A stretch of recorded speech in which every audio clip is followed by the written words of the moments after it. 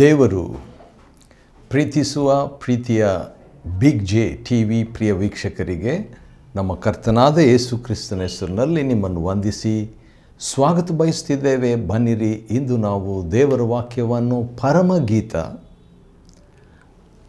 6ನೇ ಅಧ್ಯಾಯ song of songs chapter 6 ಅದರಲ್ಲಿ 13 ವಚನಗಳಿದೆ ಮತ್ತು 13 ವಚನಗಳಿಂದ ನಾವು ಪ್ರೀತಿಯ 13 ಸಾರಗಳು 13 ಎಸೆನ್ಸ್ ಆಫ್ ಲವ್, ಪ್ರೀತಿಯ 13 ಸಾರಗಳನ್ನು ನಾವು ನೋಡಿಕೊಳ್ಳಲಿಕ್ಕಿದ್ದೇವೆ. ಯಾಕಂತ ಹೇಳಿದರೆ ನಾವು ಈ ಒಂದು ಸಾರ ಎಂಬುದಾಗಿ ಹೇಳುವಾಗ ಅದು ದೇವರ ಪ್ರೀತಿಯ ಸಾರವಾಗಿ ಇರಲು ಸಾಧ್ಯ, ಅಥವಾ ನಾವು ದೇವರನ್ನು ಪ್ರೀತಿಸುವ ಸಾರವಾಗಿರಲಿಕ್ಕೆ ಸಾಧ್ಯ, ಅಥವಾ ನಾವು ಇತರರನ್ನು ಪ್ರೀತಿಸುವ ಸಾರವಾಗಿ ಇರುವಂತೆ ಆಗಲಿ. ಮೊದಲನೇದಾಗಿ 6ನೇ ಅಧ್ಯಾಯ ಈ ಪ್ರೀತಿಯ ಮೊದಲನೇ ಸಾರ ಏನಂತ ಹೇಳಿದರೆ ವೈಯಕ್ತಿಕತೆ, ಪರ್ಸನಲ್. Love is personal. ಪ್ರೀತಿ ವೈಯಕ್ತಿಕವಾದದ್ದಾಗಿದೆ. ಈಗ ಈ ಮೊದಲನೇ, 2ನೇ, 3ನೇ ವಚನದಲ್ಲಿ ಒಂದು ಪದ ಆಗಾಗ ಬರುವಂಥದ್ದನ್ನು ನೀವು ಗಮನಿಸ್ಬೋದು. ಅದು ನಿಮಗೋಸ್ಕರವಾಗಿ ನಾನು ಓದ್ತೇನೆ. ಅದೇನಂತ ಹೇಳಿದರೆ, ಮೊದಲನೇ ವಚನ ನಿನ್ನಿನಿಯನು, ಅಂದರೆ ನನ್ನ ಇನಿಯನು, ನಿನ್ನನಲ್ಲನು 2ನೇದಾಗಿ, ಮತ್ತು 2ನೇ ವಚನ ನನ್ನ ಕಾಂತನು, ಹಾಗೆ 3ನೇ ವಚನ ಎನ್ನಿನಿಯನು, ನನ್ನವನೇ, ನಾನು ಅವನವಳೆ, 4ನೇ ವಚನ ನನ್ನ.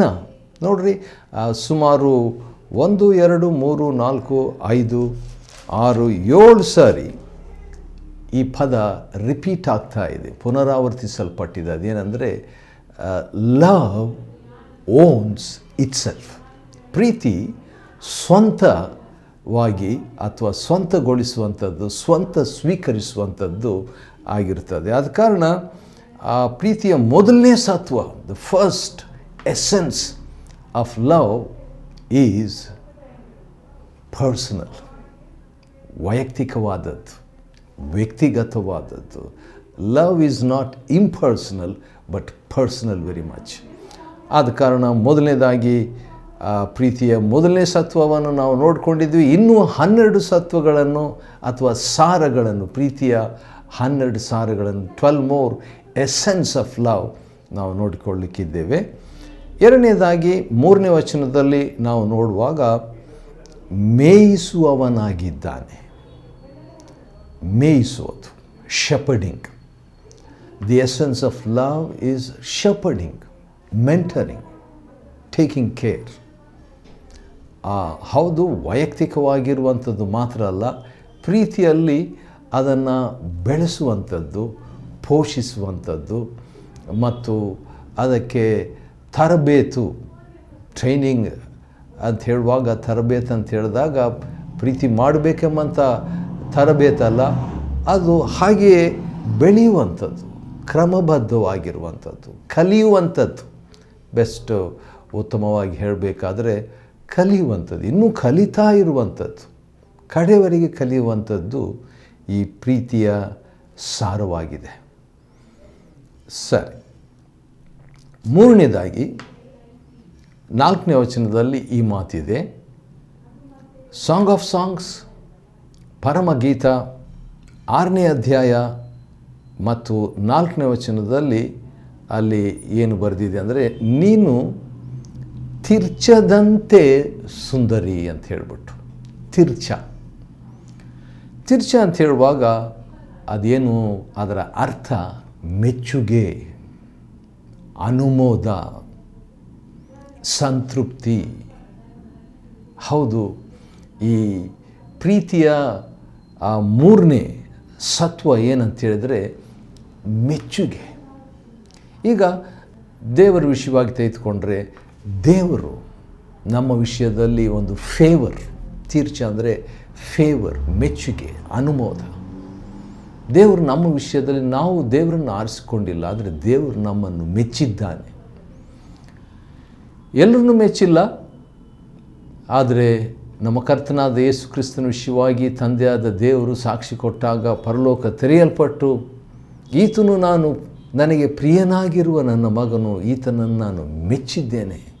ಹಿ is my beloved son in whom I am well pleased. ನೋಡ್ರಿ, ಪ್ರೀತಿ ಮೆಚ್ಚುಗೆ ಯಾವ ರೀತಿಯಾಗಿ ಲಿಂಕ್ ಇದೆ, ಅದೇ ರೀತಿಯಾಗಿ ಈ ತೀರ್ಚದ ಅನುಭವ. ಹೌದು, ಈ ತೀರ್ಚ ಎಂಬ ಸಾರ ಪ್ರೀತಿಯ ಒಂದು ಸಾರವಾಗಿದೆ. ಮುಂದೆ ನಾವು 4ನೇ ಒಂದು ಪ್ರೀತಿಯ ಸಾರವನ್ನು ನೋಡಿಕೊಳ್ಳೋಣ. 13 ಪ್ರೀತಿಯ ಸಾರಗಳನ್ನು ಈ ಪರಮಗೀತ 6ನೇ ಅಧ್ಯಾಯದಲ್ಲಿ ಒಂದೊಂದಾಗಿ ನಾವು ನೋಡ್ಕೊಳ್ತಾ ಇದ್ದೀವಿ. 4ನೇ ವಚನದಲ್ಲಿ ನಾವು 4ನೇ ಪ್ರೀತಿಯ ಸಾರವನ್ನು ನೋಡ್ಬೋದು. ಅದೇನಂತ ಹೇಳಿದ್ರೆ, ಯೆರೂಸಲೇಮಿನ ಹಾಗೆ ಮನೋಹರಿ. ಹಾಗಾದರೆ ಯೆರೂಸಲೇಮ್ ಅಂತ ಹೇಳುವಾಗ ಸಮಾಧಾನ ವಶ. ಪ್ರೀತಿಯ 4ನೇ ಎಸೆನ್ಸ್, ಸತ್ವ ಏನಂದರೆ ಸಮಾಧಾನ. ಸಮಾಧಾನ. ಒಬ್ಬ ವ್ಯಕ್ತಿ ನಮ್ಮ ಜೊತೆಯಲ್ಲಿ ಪ್ರೀತಿಯಿದ್ದು ಅಸಮಾಧಾನವಾಗಿರ್ಲಿಕ್ಕೆ ಸಾಧ್ಯವಿಲ್ಲ, ಬೇಗನೆ ಸಮಾಧಾನ ಪಡಿಸ್ಕೊಳ್ಳಿಕ್ಕೆ ಇಷ್ಟಪಡ್ತೇವೆ. ಆದರೆ ನನಗೆ ಆಶ್ಚರ್ಯ ಏನಂತ ಹೇಳಿದ್ರೆ, ನಾವು ದೇವರಿಗೆ ವೈರಿಗಳಾಗಿದ್ದಾಗ್ಯೂ ಕ್ರಿಸ್ತನನ್ನು ನಮಗೋಸ್ಕರವಾಗಿ ಕ್ರಿಸ್ತನು ತನ್ನ ಪ್ರಾಣವನ್ನು ನಮಗೆ ಕೊಟ್ಟು ಪ್ರೀತಿಯನ್ನು ವ್ಯಕ್ತಪಡಿಸಿದನು. ಆದರೆ ನಮ್ಮ ಪಾರ್ಟ್ ನಾವು ಮಾಡೋದಿತ್ತು, ಉಳಿದಿತ್ತು. ಸರಿ, ಹಾಗಾದರೆ ಸಮಾಧಾನವು ಪ್ರೀತಿಯ ಮತ್ತೊಂದು ಅಥವಾ 4ನೇ ಸಾರವಾಗಿದೆ. 4th essence of love is peace. ಯೆರೂಸಲೇಮ್ ಅಂತ ಹೇಳುವಾಗ ಇನ್ನೊಂದು ಅರ್ಥ ಅದೇನೆಂದರೆ ಸಮಾಧಾನದ ಪಟ್ಟಣ. ಆದರೆ ಇನ್ನೊಂದು ಅರ್ಥ ಏನಂತ ಹೇಳಿದರೆ ಸಮಾಧಾನ ವಶ, ಆಕ್ಯುಪೈಯಿಂಗ್ ಪೀಸ್ ಅಂತ ಹೇಳ್ಬಿಟ್ಟು. ಮತ್ತು ಅದೇ 4ನೇ ವಚನದಲ್ಲಿ ಕೆಲವು ಹೋಲಿಕೆ ಇದೆ. ಅದರಲ್ಲಿ ಪತಾಕಿನಿಯಂತೆ ಅಂತ ಹೇಳಿಬಿಟ್ಟು ನೋಡುವಾಗ ಅದರ ಮೂಲ ಅರ್ಥ ಧ್ವಜ. ಧ್ವಜ ಧ್ವಜ ಎಂಬುದಾಗಿ ನಾವು ಹೇಳುವಾಗ ಅದರಲ್ಲಿ ಕಾಣುವಂಥ ಒಂದು ಸಂಗತಿ ಏನಂತ ಹೇಳಿದರೆ, ಹೌದು, ಒಂದು ಸ್ವತಂತ್ರವನ್ನು ಸೂಚಿಸ್ತದೆ. ಹೌದು, ಅದು ಸ್ಥಿರತೆಯನ್ನು ಸೂಚಿಸ್ತದೆ. ಹೌದು, ಜಯವನ್ನು ಸೂಚಿಸ್ತದೆ. ಆದ ಕಾರಣ ಪ್ರೀತಿಯ ಮತ್ತೊಂದು ಅಥವಾ ಪ್ರೀತಿಯ 5ನೇ ಒಂದು ಸಾರ ಏನಂತ ಹೇಳಿದರೆ, ಅದು ಧ್ವಜವಾಗಿರ್ತದೆ ಅಥವಾ ಜಯವಾಗಿರ್ತದೆ, ಚಿಹ್ನೆಯಾಗಿರ್ತದೆ, ಸ್ಮಾರಕವಾಗಿರ್ತದೆ. ಯಾವ ರೀತಿಯಾಗಿ ತಾಜ್ ಮಹಲ್ ಒಂದು ಪ್ರೀತಿಯ ಒಂದು ಗುರುತಾಗಿ ಸ್ಮಾರಕವಾಗಿದೆಯಲ್ಲ, ಆ ರೀತಿಯಾಗಿ ಶಿಲುಬೆ ಕೂಡ ಪ್ರೀತಿಯ ಒಂದು ಗುರುತು, ಸ್ಮಾರಕ, ಧ್ವಜ ಎಂಬುದಾಗಿ. ಒಂದು ಕನ್ನಡ ಹಾಡು ಇದೆ, ಅದು ನೆನಪಿಗೆ ಬರುತ್ತಿದೆ. ಅದೇನೆಂದರೆ, ಶಿಲುಬೆಯ ನಿನ್ನ ಧ್ವಜ ಅಂತ ಹೇಳ್ಬಿಟ್ಟು. ಹೌದು, ಪ್ರೀತಿಯ ಒಂದು ಸಾರ ಆ ಶಿಲುಬೆ ಧ್ವಜ. ಮುಂದುವರಿಸೋಣ. 5ನೇ ಪರಮಗೀತ 6ನೇ ಅಧ್ಯಾಯ ನಾವು ನೋಡಿಕೊಳ್ತಿದ್ದೇವೆ. ಅದರಲ್ಲಿ ಪ್ರೀತಿಯ 13 ಸಾರಗಳನ್ನು ನಾವು ನೋಡ್ಕೊಳ್ತಾ ಇದ್ದೇವೆ, ಒಂದೊಂದಾಗಿ. ಈಗ 5 ನಾವು ನೋಡಿದ್ವಿ, 6ನೇ ಸಾರವನ್ನು ನಾವು ನೋಡಲಿಕ್ಕಿದ್ದೇವೆ. 5ನೇ ವಚನದಲ್ಲಿ ಅದೇನಂತ ಹೇಳಿದರೆ ಗಿಲಿಯಾದ್. 5ನೇ ವಚನದಲ್ಲಿ ಗಿಲಿಯಾದ್ ಎಂಬ ಪದ ಬಳಸಲಾಗಿದೆ. ಗಿಲಿಯಾದ್ ಅಂತ ಹೇಳಿದರೆ ಸಾಕ್ಷಿ, ಟೆಸ್ಟಿಮೋನಿ, ಹೀಪ್ ಆಫ್ ಟೆಸ್ಟಿಮೋನಿ, ಸಾಕ್ಷಿಯ ಕುಪ್ಪೆ. ಒಂದು ನಿಜ ಪ್ರೀತಿಯಲ್ಲಿ ಸಾಕ್ಷಿ ಕುಪ್ಪೆಯಾಗಿ ಸ್ಪಷ್ಟವಾಗಿ ಇರುವಂಥದ್ದಾಗಿದೆ. ಹೌದು, ದೇವರು ನಮ್ಮನ್ನು ಪ್ರೀತಿಸಿದ್ದು ಸತ್ಯಸಾಕ್ಷಿ.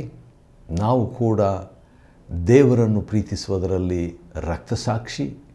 ಮತ್ತು ಇತರರನ್ನು ನಾವು ಪ್ರೀತಿಸುವುದರಲ್ಲಿ ಕೂಡ ನೀವು ನನಗೆ ಸಾಕ್ಷಿಗಳಾಗಿರಬೇಕು ಎಂಬುದಾಗಿ ಹೇಳಿರಲಾಗಿ ಪ್ರೀತಿಸತಕ್ಕದ್ದಾಗಿದೆ.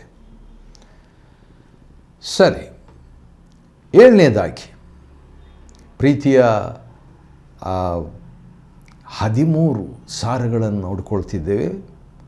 ಪರಮಗೀತ 6ನೇ ಅಧ್ಯಾಯದಲ್ಲಿ 6ನೇ ವಚನ ಈ ರೀತಿಯಾಗಿದೆ.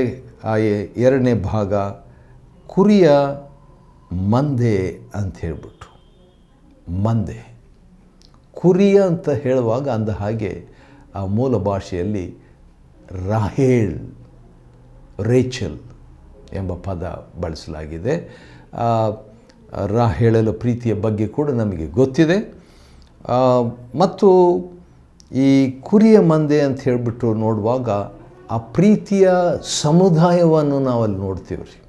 ಹೌದು, ವೈಯಕ್ತಿಕವಾದ ಪ್ರೀತಿಯಿಂದ ಪ್ರಾರಂಭವಾಗಿಬಿಟ್ಟು ಅದು ಸಮುದಾಯ.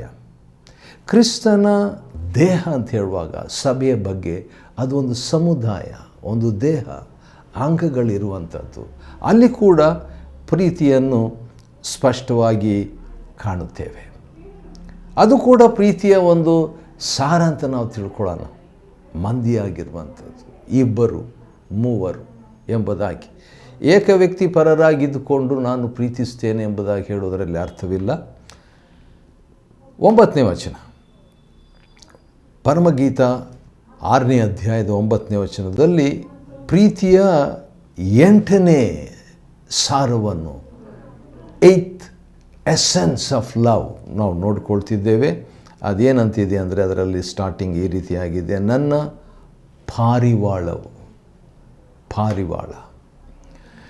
ಪಾರಿವಾಳ ಹೌದು, ಅದು ನಿಷ್ಕಪಟತೆಯನ್ನು ಸೂಚಿಸುವಂಥದ್ದಾಗಿದೆ. ಯಾಕಂದರೆ ನಮ್ಮ ಕರ್ತನಾದ ಯೇಸು ಕ್ರಿಸ್ತನು ಶಿಷ್ಯರನ್ನು ಕಳಿಸಿಕೊಡುವಾಗ ಪಾರಿವಾಳದಂತೆ ನಿಷ್ಕಪಟವಾಗಿ ಇರಬೇಕೆಂಬಂಥ ಒಂದು ಹೇಳಿಕೆಯನ್ನು ಕೊಟ್ಟಿರಲಾಗಿ ಇಲ್ಲಿ ಪಾರಿವಾಳ ಅಂತ ಹೇಳುವಾಗ ನಿಷ್ಕಪಟತೆಯನ್ನು ಸೂಚಿಸ್ತದೆ. ಅಂದ ಹಾಗೆ ಈ ಪಾರಿವಾಳ ಎಂಬ ಪದ ಹೀಬ್ರೂ ಭಾಷೆಯಲ್ಲಿ ಮೂಲ ಪದದಲ್ಲಿ ಏನಂತಿದೆ, ಯೋನ. ಹೌದು, ಯೋನ ಪುಸ್ತಕ ನಮಗೆ ನೆನಪಾಗ್ತಿದೆಯಲ್ಲ. ಯೋನ ಪ್ರವಾದಿ ಯಾವ ರೀತಿಯಾಗಿ ಹೌದು ಆ ಪ್ರವಾದಿ ದೇವರನ್ನು ಪ್ರೀತಿಸಿದನು, ಆದರೆ ಸೇವೆ ಮಾಡಲಿಕ್ಕೆ ದೇವರು ಕಳಿಸಿದ ವ್ಯಕ್ತಿಗಳನ್ನು ಪ್ರೀತಿಸಲಿಲ್ಲ. ಆದ ಕಾರಣ ದೇವರು ದೊಡ್ಡ ದೊಡ್ಡ ಅದ್ಭುತಗಳನ್ನು ಅವನಿಗೆ ಮಾಡಬೇಕಾಯಿತು. ಮಾಡಿದ್ದಷ್ಟೇ ಅಲ್ಲದೆ ದೇವರು ತಾನು ತನ್ನ ಜನರಲ್ಲದವರನ್ನು ಕೂಡ, ಅಂದರೆ ಅನ್ಯ ಜನರನ್ನು, ಯಹೂದ್ಯರಲ್ಲದವರನ್ನು ಪ್ರೀತಿಸ್ತಾನೆ ಎಂಬುದಾಗಿ 40 ದಿನದಲ್ಲಿ ಆ ಒಂದು ನಿನೆವೆ ಪಟ್ಟಣ ನಾಶವಾಗ್ತದೆ ಎಂಬುದಾಗಿ ದೇವರು ಸ್ಪಷ್ಟವಾಗಿ ನುಡಿದಂಥ ಪ್ರವಾದನೆಯ ಮಾತು, ಅದನ್ನು ದೇವರು ಬದಲಾಯಿಸಿಕೊಳ್ಳುವುದಕ್ಕೂ ಸಿದ್ಧನಾಗಿದ್ದನು. ಚರಿತ್ರೆ ಹೇಳ್ತದೆ 40 ದಿನಗಳು ಸುಮಾರು 100 ವರ್ಷಗಳಾದುವಂತೆ. ಹೌದು, ಅಲ್ಲಿ ಜನರು ಪಶ್ಚಾತ್ತಾಪ ಪಟ್ಟದ್ದರಿಂದ ದೇವರವರನ್ನು ಕರುಣಿಸಿ ಕಟಾಕ್ಷಿಸಿ ಸುಮಾರು 100 ವರ್ಷಗಳಾದ ನಂತರ ಆ ನಿನೆವೆ ಕೆಡವಲ್ಪಟ್ಟಿತ್ತು. ಅದು ಚರಿತ್ರೆ. ಇದು 8ನೇ ಪ್ರೀತಿಯ ಸತ್ವ, 8th essence of love, Pigeon, ಪಾರಿವಾಳ, ನಿಷ್ಕಪಟತೆ. ಅದೇ 9ನೇ ವಚನದಲ್ಲಿ ಇನ್ನೊಂದು ಪದ ಬಳಸಲಾಗಿದೆ. ಅದೇನೆಂದರೆ ನನ್ನ ನಿರ್ಮಲೆಯೇ ಅಂತ ಹೇಳ್ಬಿಟ್ಟು. ನಿರ್ಮಲ ಎಂಬ ಪದದ ಆಶ್ಚರ್ಯ ಮೂಲ ಪದದಲ್ಲಿ ಏನಿದೆ ಅಂತ ಹೇಳಿದರೆ ಕಂಪ್ಲೀಟ್, ಪರಿಪೂರ್ಣ, ಪ್ರೀತಿಯ. ಇನ್ನೊಂದು ಅರ್ಥ ಕೂಡ ಆ ನಿರ್ಮಲೆ ಅಂದರೆ ಅರ್ಥ ಪ್ರೀತಿ ಅಂತ ಅರ್ಥ ರೀ, ಪ್ರಿಯ ಅಂತ ಅರ್ಥ, ಡಿಯರ್, ಕಂಪ್ಲೀಟ್ ಅಂತ ಹೇಳ್ಬಿಟ್ಟು. ಸೌಮ್ಯ ಎಂಬ ಅರ್ಥ ಕೂಡ ಅದು ಕೊಡ್ತದೆ. ಆ ನಿರ್ಮಲತೆ, ಪ್ರೀತಿಯಲ್ಲಿ ಪ್ರೀತಿಯ ಸತ್ವ, ಈ ನಿರ್ಮಲತೆ ಇರಬೇಕು. ಇಲ್ಲದಿದ್ದರೆ ನಾವು ಪಶ್ಚಾತ್ತಾಪದಿಂದ ದೇವರನ್ನು ತಗ್ಗಿಸಿಕೊಂಡು ಕೇಳಿಸ್ಕೊಳ್ಬೇಕು. ದೇವರೇ, ನಿನ್ನ ಪ್ರೀತಿಯಲ್ಲಿ ನಿರ್ಮಲತೆ ಇತ್ತು, ಆದರೆ ನನ್ನ ಪ್ರೀತಿಯಲ್ಲಿ ಆ ನಿರ್ಮಲತೆ ನಿನ್ನ ವಿಷಯದಲ್ಲಿ ಇರುವಂತೆ ನೀನು ಸಹಾಯ ಮಾಡು. ಇತರರ ವಿಷಯದಲ್ಲಿ ಕೂಡ ನಿರ್ಮಲ ಪ್ರೀತಿಯನ್ನು, ಪರಿಪೂರ್ಣ ಪ್ರೀತಿಯನ್ನು, ಸಿದ್ಧಿಗೆ ಬಂದ ಪ್ರೀತಿಯನ್ನು, ಆ ಪ್ರಿಯ ಪ್ರೀತಿಯನ್ನು, ಸೌಮ್ಯ ಪ್ರೀತಿಯನ್ನು ಹೊಂದುವಂತೆ ಸಹಾಯ ಮಾಡಂತ ನಾವು ಕೇಳಿಕೊಳ್ಳೋದ್ರಲ್ಲಿ ಬಹಳ ಒಳ್ಳೆಯದು. 9ನೇ ಅಧ್ಯಾಯದ ಕೊನೆ ಭಾಗದಲ್ಲಿ ಇನ್ನೊಂದು ಪ್ರೀತಿಯ ಸಾರವನ್ನು ನಾವು ನೋಡ್ಬೋದು. ಅನದರ್ ಎಸ್ಸೆನ್ಸ್ ಆಫ್ ಲವ್ ಅದೇನಂತ ಹೇಳಿದರೆ, ಹೆತ್ತವಳಿಗೆ ಆಪ್ತಳು, ಆಪ್ತತೆ,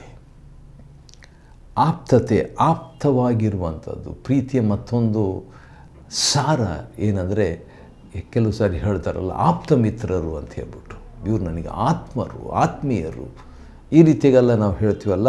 ಈ ಆಪ್ತತೆ ಅಥವಾ ಆತ್ಮೀಯತೆ, ಆತ್ಮೀಕತ್ವ ಅಲ್ಲ, ಆತ್ಮೀಯತೆ ಪ್ರೀತಿಯ ಮತ್ತೊಂದು ಸಾರವಾಗಿದೆ. ಇದರ ವಿಷಯದಲ್ಲಿ ನಾನು ಮೂಲ ಪದವನ್ನು ನೋಡಿ ದಿಗ್ಭ್ರಮೆಗೊಂಡೇನು ಅಥವಾ ಆಶ್ಚರ್ಯಪಟ್ಟೇನು ಅಂತ ಹೇಳ್ಬೋದು. ಯಾಕಂದರೆ ಈ ಆಪ್ತಳು ಎಂಬ ಪದ ಅಥವಾ ಪ್ರಿಯಳು, ಹತ್ತಿರ ಎಂಬ ಪದವನ್ನು ನೋಡುವಾಗ ಆದಿಕಾಂಡ 1:1 ಅಲ್ಲಿ ನೋಡುವಾಗ ಬೆರಾಶೀತ್ ಅಂತ ಹೇಳ್ಬಿಟ್ಟು, ಬೆರಾ ಅಂತ ಹೇಳ್ಬಿಟ್ಟು ನೋಡುವಾಗ ಆ ಪದ ಪ್ರಿಯನು. ಹಾಗಾದರೆ ಆದಿಕಾಂಡ 1ನೇ ಅಧ್ಯಾಯ 1ನೇ ವಚನದಲ್ಲಿಯೇ ಪ್ರಿಯನ ಬಗ್ಗೆ ನಾವು ನೋಡ್ತೇವೆ, ಪ್ರೀತಿಯ ಬಗ್ಗೆ ನೋಡ್ತೀವಿ. ಬೆರ್ ಅಶೀತ್ ಅಂತ ನೋಡುವಾಗ ಪ್ರಿಯನು ಕಳಿಸಲ್ಪಟ್ಟನು ಎಂಬ ಪದ ಕೂಡ ಬರುವಂಥದ್ದಾಗಿದೆ, ಅರ್ಥ ಕೂಡ ಅದು ಕೊಡುವಂಥದ್ದಾಗಿದೆ. ಆಶ್ಚರ್ಯ.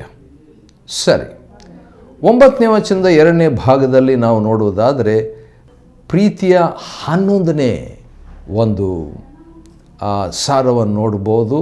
ಯುವತಿಯರು ನೋಡಿದಾಗ ಧನ್ಯಳೆಂದು ಹೇಳುವರು.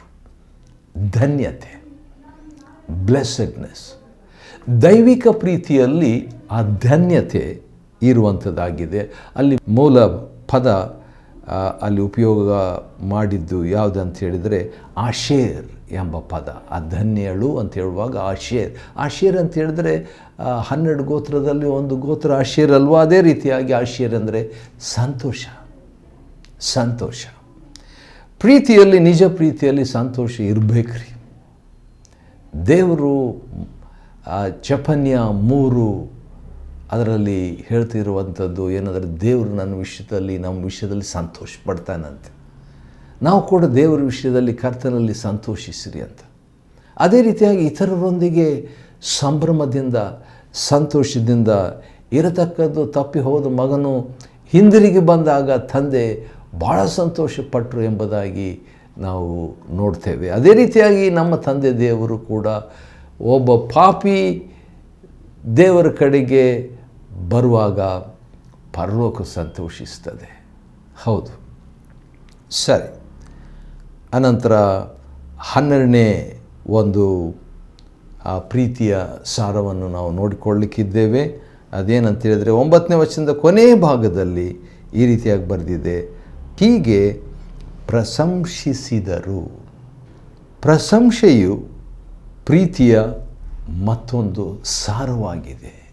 ನಿಜ ಪ್ರೀತಿಯಲ್ಲಿ, ದೈವಿಕ ಪ್ರೀತಿಯಲ್ಲಿ, ಮಾನವೀಯ ಪ್ರೀತಿಯಲ್ಲಿ, ದೇವರು ನಮ್ಮನ್ನು ಪ್ರೀತಿಸುವ ಪ್ರೀತಿಯಲ್ಲಿ, ನಾವು ದೇವರನ್ನು ಪ್ರೀತಿಸುವ ಪ್ರೀತಿಯಲ್ಲಿ, ನಾವು ಇತರರನ್ನು ಪ್ರೀತಿಸುವ ಪ್ರೀತಿಯಲ್ಲಿ ಈ ಪ್ರಶಂಸಿಸುವಂಥದ್ದು ಇರಲೇಬೇಕು, ಹೊಗಳುವಂಥದ್ದು. ಈ ಪ್ರಶಂಸೆ ಎಂಬಂಥ ಪದ ಹೀಬ್ರೂ ಭಾಷೆಯಲ್ಲಿ ಏನಂತ ಬರೆದಿದೆ, ಮೂಲ ಭಾಷೆಯಲ್ಲಿ ಹಲಾಲ್ ಎಂಬುದಾಗಿ, ಅಂದರೆ ಪ್ರಕಾಶಿಸು ಅಥವಾ ಸೆಲೆಬ್ರೇಟ್, ಉತ್ಸಾಹಗೊಳ್ಳು ಅಂತ ಹೇಳ್ಬಿಟ್ಟು. ಯಾವ ರೀತಿಯಾಗಿ ತಪ್ಪಿ ಹೋದ ಮಗನು ಹಿಂದಿರುಗಿ ಬಂದಾಗ ಅಲ್ಲಿ ಒಂದು ಸಂಭ್ರಮ ಇತ್ತು, ಸಡಗರವಿತ್ತು, ಸಂಗೀತವಿತ್ತು, ಔತಣವಿತ್ತು. ಹೌದು, ಹಬ್ಬ ಮಾಡೋಣ ಅಂತ ಹೇಳಿದರು. ಹೊಸ ಒಡಂಬಡಿಕೆಯಲ್ಲಿ ಹಬ್ಬ ಮಾಡೋಣ ಎಂಬ ಪದ ಇಲ್ಲಿ ಬಂದಿದೆ. ಆಶ್ಚರ್ಯ, ಹೌದ್ರಿ. ಕೊನೆಯದಾಗಿ ಇನ್ನೊಂದು ಪ್ರೀತಿಯ ಸಾರವನ್ನು ನಾವು ನೋಡಿಕೊಳ್ಬೋದು. 12ನೇ ವಚನದಲ್ಲಿ ಅದೇನಂತ ಹೇಳಿದರೆ, ನನ್ನ ತವಕ ಪ್ರೀತಿಯ ಮತ್ತೊಂದು ಸಾರವಾಗಿದೆ. ಇಂಗ್ಲೀಷ್ನಲ್ಲಿ ಹೇಳಬೇಕಾದರೆ the essence of love is longing, soaring. ಹೌದು, ಮೂಲ ಭಾಷೆಯನ್ನು ಮತ್ತೆ ನೋಡುವಾಗ ಆಶ್ಚರ್ಯ ಏನಂದರೆ ಈ ತವಕ ಎಂಬ ಪದಕ್ಕೆ ಉಸಿರಾಟ, ಬ್ರೀದಿಂಗ್. ಹೌದು, ಸಾರ ಎಂಬ ಪದ ಕೂಡ ಬಳಸಬಹುದು ಈ ಒಂದು ತವಕ ಎಂಬ ಪದಕ್ಕೆ. ಸ್ನೇಹತ್ವ, ಹೌದು, ಧರಿಸಿಕೊಳ್ಳುವುದು ಎಂಬ ಅರ್ಥವನ್ನು ಕೊಡ್ತದೆ. ಅದು ಕೂಡ ಪ್ರೀತಿಯ 13ನೇ ಸಾರ ಎಂಬುದಾಗಿ ನಾವು ತಿಳ್ಕೊಳ್ಬೋದು ರೀ. ಆಶ್ಚರ್ಯ ಅಲ್ವಾ? ಹೌದು, ಪರಮಗೀತ 6ನೇ ಅಧ್ಯಾಯದಲ್ಲಿ 13 ವಚನಗಳಲ್ಲಿ ಪ್ರೀತಿಯ 13 ಸಾರಗಳನ್ನು ನಾವು ನೋಡಿಕೊಂಡೆವು. ದೇವರು ಆ ರೀತಿಯಾಗಿ ನಮ್ಮನ್ನು ಪ್ರೀತಿಸಿದ್ದಾನೆ, ಪ್ರೀತಿಯ ಸಾರವನ್ನು ವ್ಯಕ್ತಪಡಿಸಿದ್ದಾನೆ. ನಾವು ಕೂಡ ದೇವರಿಗೆ ನಮ್ಮ ಪ್ರೀತಿಯ ಸಾರವನ್ನು ವ್ಯಕ್ತಪಡಿಸೋಣ, ಇತರರಿಗೆ ವ್ಯಕ್ತಪಡಿಸುವಂತೆ ದೇವರು ನಮಗೆ ಸಹಾಯ ಮಾಡಲಿ. ಪರಮಗೀತ 6ನೇ ಅಧ್ಯಾಯವನ್ನು ಅಧ್ಯಯನ ಮಾಡಿಕೊಳ್ಳುವಂತೆ ದೇವರು ಕೊಟ್ಟ ಕೃಪೆಗಾಗಿ ಆತನಿಗೆ ಸ್ತೋತ್ರವಾಗಲಿ. ದೇವರು ನಿಮ್ಮನ್ನು ಆಶೀರ್ವದಿಸಲಿ.